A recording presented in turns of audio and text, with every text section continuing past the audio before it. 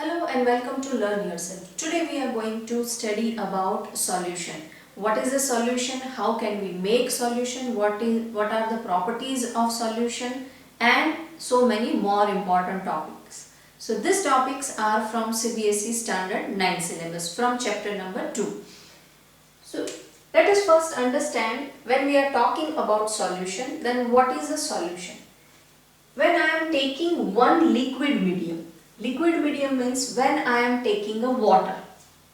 As a liquid I am taking a water and I am adding a salt to it. When salt and water will mix with each other, when I will stir it, the salt will dissolve completely into a water.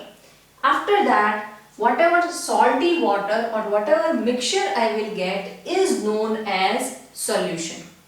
Now let us see definition wise. A homogeneous mixture of two or more substances. We can also take an example of lemonade, in which there are many components or more than two components. In lemonade we are adding lemon, sugar, salt and water as a liquid medium. So that is also a mixture. Lemonade is also a mixture in which there are more substances, more than two substances. So that is also termed as solution. So homogeneous, it is very important that solutions are homogeneous. That is a characteristic property of solution, that they are homogeneous. Homogeneous mixture of two or more substances is known as or is termed as solution. Now example are lemonade, air. Air is also a mixture and it is also a gaseous mixture. Now when we are talking about another exceptional case, then it is alloy. What is an alloy? Alloy is a mixture of metals. All the non-metals and metals, when we are mixing them, we will get alloy. Yes, we cannot separate them physically. Earlier in my previous video we talked about and we have discussed that when it is a mixture, it is a physical mixture, so we should be able to separate them by physical means. But here alloy is a mixture and it is a solid solution, but we cannot separate them by physical means. It is a mixture of metal and non-metal, and one of the example of alloy is brass, in which 30% of zinc and 70% of copper is mixed. When these two metals are mixed with each other, we will get brass in this specific composition. So alloy is one exceptional case of a mixture or a solid solution or a solution, that it is a mixture of metal, but yes, we cannot separate them by physical means. Now when we are talking about solution, we need to learn two important terms, that one is solvent, another one is solute. When we are talking about solvent, means we are talking about liquid mixture, liquid medium in solution. So what is a liquid medium? The component of solution. When solution is there, it is made up of two components. One is solvent and other one is solute. So one is solvent. Solvent is always a liquid medium of solution and solute is always a solid substance of solution. So here we are talking about solvent. So this is one component of solution. So component of solution that dissolves other component in it is called solvent, which will dissolve other component into it is known as solvent. Now the exactly opposite definition will be of solute, that the component, the other component we are talking about, the component of solution that dissolve in solvent is called solute. So the component which dissolves the substance in it is known as solvent, and the component which will get dissolved in the solvent is known as solute. This will be a solid substance, this will be a liquid substance, or a liquid medium and a solid substance. When these two will mixed with each other, we will get solution. So in this there are three definitions. First is what is solution, then what is solvent, and what is solute. And these are some important example of solution. These are some of the important examples of different kind of solution that when solid and liquid will mix, one component is solid and another component is liquid. Then the example is sugar and water. These all are example of solution. So this is solid liquid solutions example, sugar plus water. The next example is solid plus liquid. In this, as a solid we are taking iodine and as a liquid we are taking alcohol. So when iodine and alcohol will mix, we will get tincture of iodine. So this is solid liquid solution. This is gas plus liquid mixture, and that is solution, that is aerated drinks like soda. So carbon dioxide is pressurized and fill it into a liquid. So that is known as aerated drink.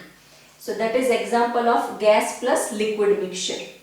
Now when gas and gas are mixed, the example is air. There are so many gases are mixed with each other. It is a mixture of gases. So these are different types of mixture in which solid will mix with liquid, then gas will mix with liquid, then gas and gas will mix with each other.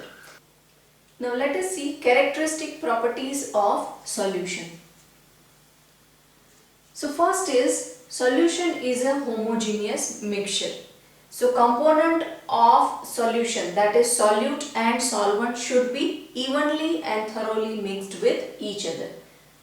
Second, particles of solution are smaller than 1 nanometer. This is important. They are very small, and so that we cannot see through naked eyes. Once we are dissolving solute into a solvent, we cannot see that here are the solute particle in the solvent. They are evenly and thoroughly mixed. That is how we are mixing salt in a water. Once the salt has been dissolved in the water, we cannot make out where the salt is. Why? Because the particle size is very small. That is, it is 1 nanometer. So we cannot see through naked eyes. Now third is they do not scatter a beam of light. Now when can any particle scatter a beam of light? To do so, the particle size should be large enough. Now here the size is very small, so that's why they cannot and they do not scatter a beam of light. So when you pass a light from a solution, a true solution, then it will not show a path of light.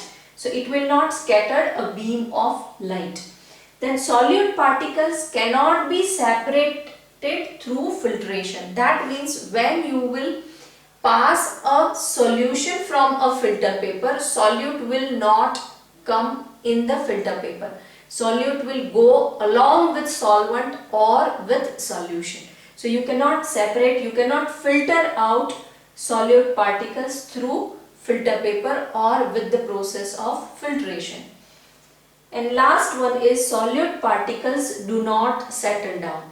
Even after you will keep it for a longer period of time, you will not see that salt particle has lying down under the water or under the solvent. They will not separate. Once they are mixed, they will not separate like this. If you have added a sand in a water, then after some time it will settle down. But here when you are mixing a salt in a water and you will stir it, that homogeneous solution will not settle down or you will not get solute particle lying down under solvent. So these are the characteristic properties of solution. Now in solution, the amount of solute is sometimes more or sometimes less. Now depending upon the amount of solute, we can categorize solution under two categories. One is dilute solution, another one is concentrated solution. So depending upon the amount of solute we have dissolved in the solution, we can tell that whether the solution is dilute or solution is concentrated. Now when the solute is less compared to solvent, then it is termed as dilute solution. When the amount of solute is less compared to solvent in a solution, then that solution is termed as dilute solution.